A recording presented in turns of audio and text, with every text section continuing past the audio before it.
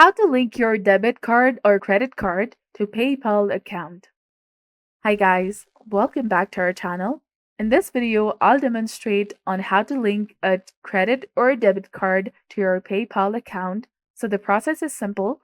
First of all, you have to open the PayPal application if you're using your mobile device, or you can also log in at paypal.com.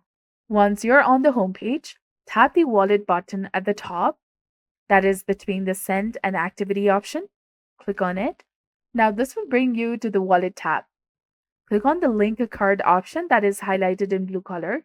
And here in this page, simply enter the correct one with your debit or credit card and then choose the card type. Select your card type, either it's Visa, MasterCard, American Express, Discover, or Union Pay.